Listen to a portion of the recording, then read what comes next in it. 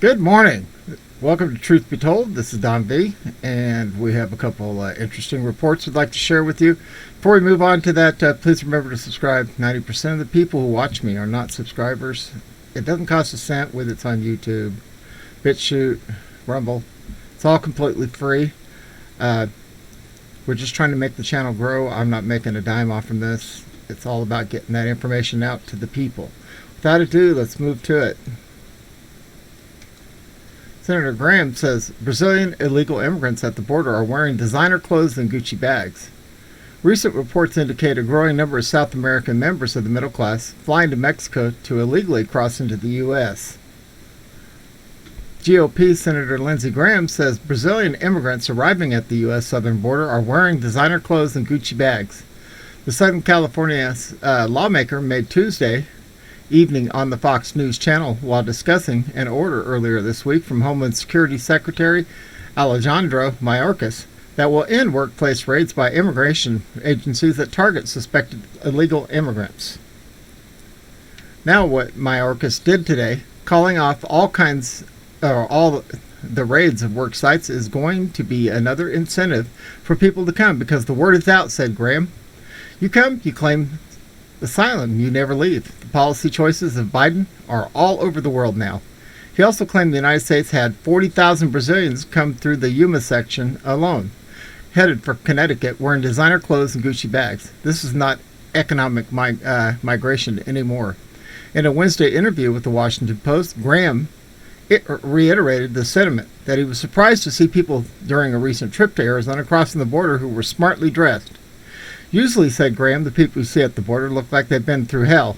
But this time at Yuma, there were dozens that looked like they were checking into a hotel. Recent reports indicate that a growing number of illegal immigrants crossing the southern border are from the South American middle class and appear to be flying to the Mexican border by plane to cross into the U.S., where the Biden administration has created an easy path to entry. Just great, isn't it? Just great. This guy is such a loser. Okay, moving on. It says media covered for Joe Biden as gas prices surged to levels not seen since Joe Biden was vice president. According to a recent major online news story, gas prices are a 7-year high, and Biden can't do much about it.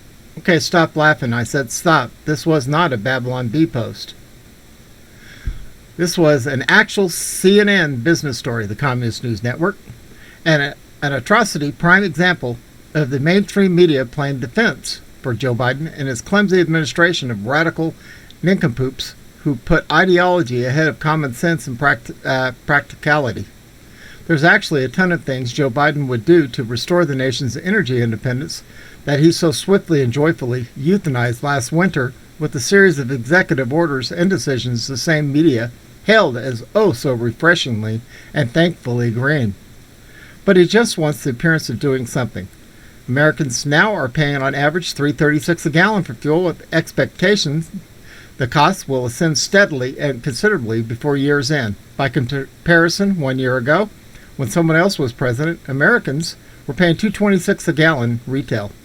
Are you sitting down? That's a price increase from a Republican president to a Democrat president of nearly 50%, 48.54% in just 1 year. In January, as Slow Joe's Corp moved into the White House, the gallon price was $2.33. On his first day in the Oval Office, Joe Biden killed the Keystone XL pipeline, along with jobs of 40,000 union members who were likely sucker enough to vote for him. Just 4 weeks later, the price of gasoline had jumped 26 cents to $2.59. A week after that, another 13 cents. Didn't matter if Joe Biden was in his basement, at the beach, or Camp David.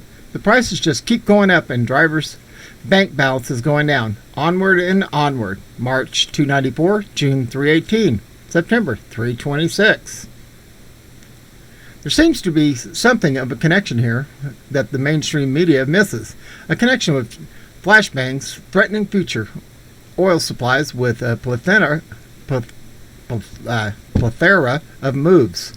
Canceling drilling leases, barring drilling in vast offshore areas, and jawing up the ideal of our grandchildren someday may be driving only electric vehicles, inexplicably helping foreign countries with the competitive energy projects.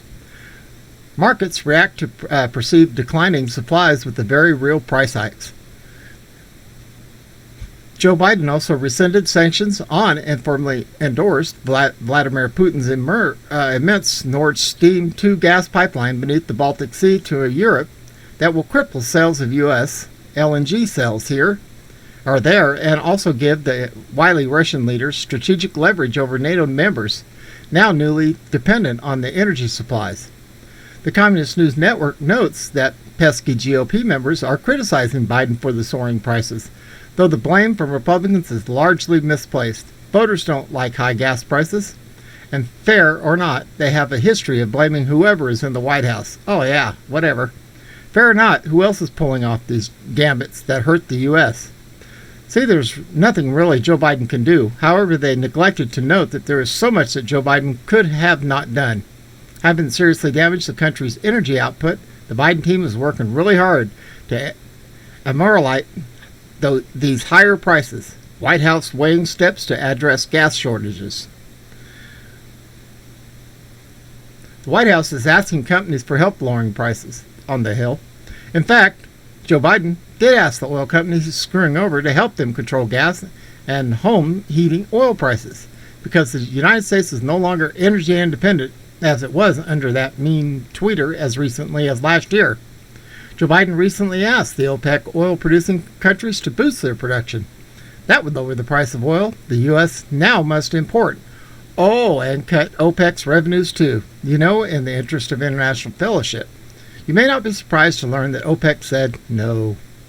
Here's another Boyd step Joe Biden's overseeing to control gas prices a year before midterm elections that will doom his legislative agenda if Democrats' slim congressional control melts away.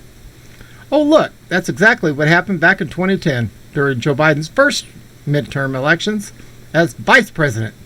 Democrats have not yet recovered nationally from that electoral shellacking. The bold Biden step to reduce gas price hikes, you still sitting down, is to have cabinet members meet to talk about an answer to stop gas prices going up, which, just coincidentally, make their much vaunted electric vehicles appear more attractive. Administration spokesman, people would say that what exactly Jennifer Granholm, Tom Vilsack, and Anthony Blinken ostensibly discussed to not come up with a solution yet, but claimed they were using every tool in the toolbox. They had a meeting so they could tell The Hill and Bloomberg News and other sympathetic outlets how determined they wanted to look about doing something on the prices of gasoline and natural gas. Joe Biden also asked oil companies for help to hold down energy prices.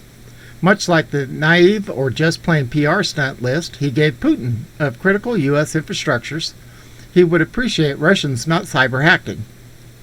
It seems there's a political concern anyway, about the impact of soaring energy prices on the economy and the inflation rate, an invisible tax on every American now running at an alarming 5.4% monthly increase year over year.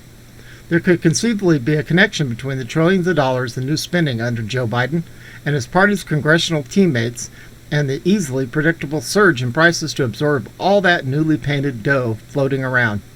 Earlier this summer, with the same ignorant smugness, he promised to get all Americans out of Afghanistan, but didn't. Joe Biden assured Americans that any apparent inflation was a mere temporary blip as part of the pandemic's economic recovery. The same type of argument, don't you worry, it's just a temporary surge that Joe Biden used earlier in his administration to allow media to explain the sudden disappearance of the previous administration's calm on the southern border and the eruption of a chaotic surge of hundreds of thousands of illegal immigrants into the country. See, it's just seasonal. Oh my word, this guy is just such a winner. If you want to hear that whole report, I'll be sure to put a link below the line on the description. Just follow it, and you can read the whole thing yourself. That's probably a good half of it. This guy is just an absolute total lying loser who never won anything. And just stay on your knees in prayer. No, it's got to get ugly before it gets better. God's working in the background. There's a lot of things happening in the background. A lot of arrest. A lot of things going down. So just know that he's in control. And we probably won't have to put up with this fiasco much longer. At any rate, this is Don V. We're broadcasting out of Arizona. Hope everybody has a wonderful day, and we are out of here.